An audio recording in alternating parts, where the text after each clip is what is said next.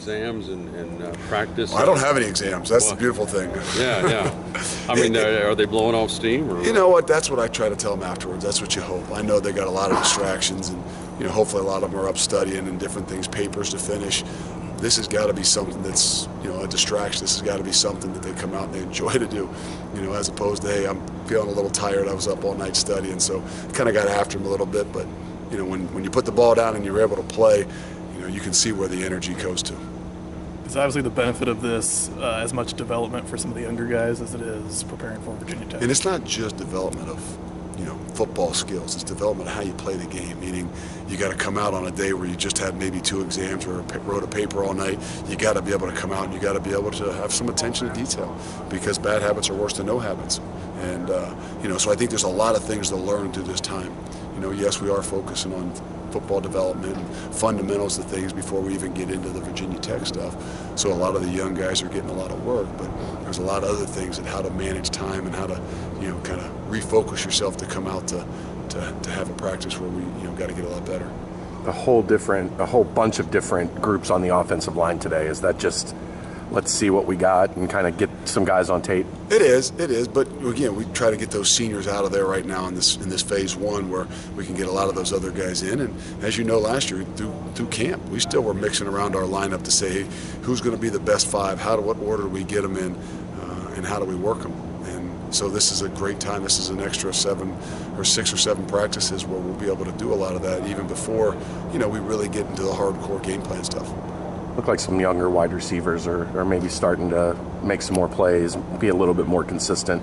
How critical is that with Khalil graduating? It's going to be big. It's going to be big for us in taking that next step in our development of our offense. We've done a good job this year at running the football. We'll continue to do a good job. That's the focus on in season and off season. With the weight room and stuff. The development of those guys are what's going to give Dez and those guys an opportunity to take their game to the next level, because not everything's perfect. And what we say about those wideouts, they got to do a darn good job at making their quarterback look better. And that means getting open. That means making some of those plays down the field, those 50-50 balls. Any of the ones specific that you can? I don't know. I mean, it's hard to just pinpoint. I mean, Yanez Rogers has been a guy that that has transitioned from quarterback in high school. That's one of those guys that's starting to look. He's got some strong hands. He's a competitive guy. To get Wiley out there a bit too gives us some flexibility and some differences.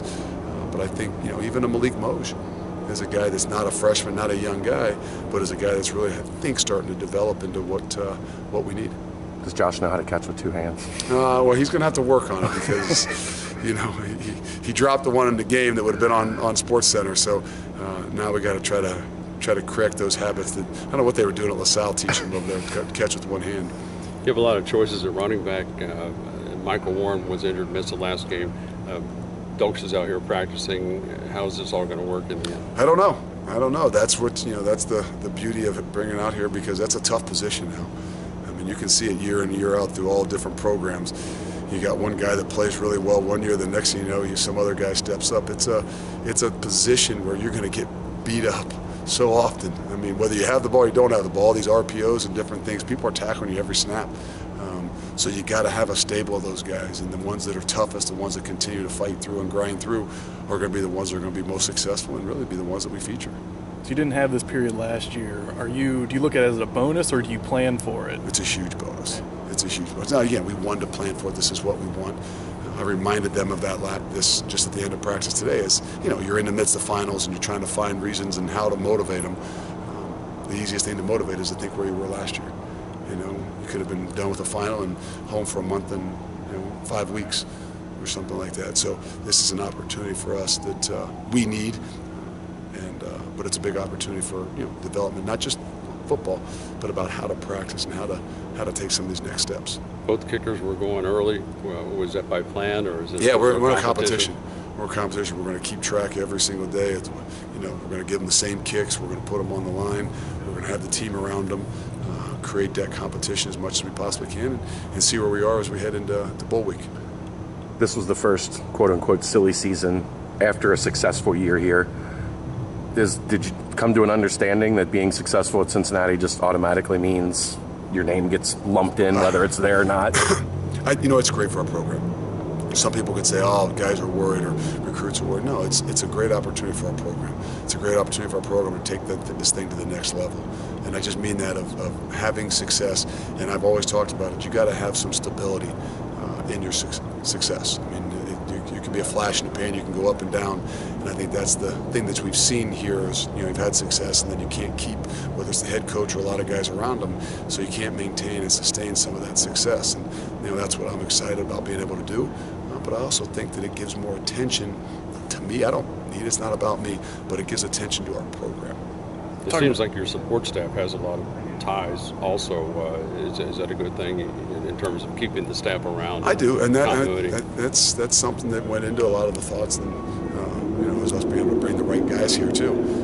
But they're going to have opportunities, and the more success we have, the more opportunities they're going to have. And I think that's where we as a program can get so much better, to be able to take care of them, to say, you don't have to go someplace else to take your coaching to the next level and give you other opportunities if you want to be a head coach. Talk about that balance with the players. It's a big recruiting time too. So how do you and the coaches balance? It's tough. This? They think they're the only ones that are tired. I mean, we 6 a.m. flights and in and out of cities, and be able to make it back and really be prepared for practices where us as coaches got to do a really good job. The guys are on the road all day, and you're going to come back and practice Tuesday, Thursday, Saturday. Get back in the car, get down to home visit tonight, get back in the plane and get to New York, and and then get back and prepared for a good practice. So all of us got to learn how to do the things we need to do and do them the way we need to do them, so we can keep the expectations high. You mentioned like those phases. Are you splitting them up 5, 5, and 5? Is that how you look at it in terms of? And we got phase 1, phase 2, and phase 3, and that's how we're looking at the bowl. Right now we're in phase 1. It's a lot of development. It's a lot of work, play the game. Take some time to watch and be able to help ourselves learn, about our guys, and learn how to come out and practice too. Learn how to have a tough, long day or a long week and some finals, and bring yourself back, lock yourself in, focus, and go out there and get better at what it is you love to do. But it's not as simple as 5 practices for phase 1. No, it's not. It's kind of divided up, and I think it's 6, and maybe 6, 5, and then 4. How many total do you think you'll get in? We'll get somewhere around 13, maybe 14.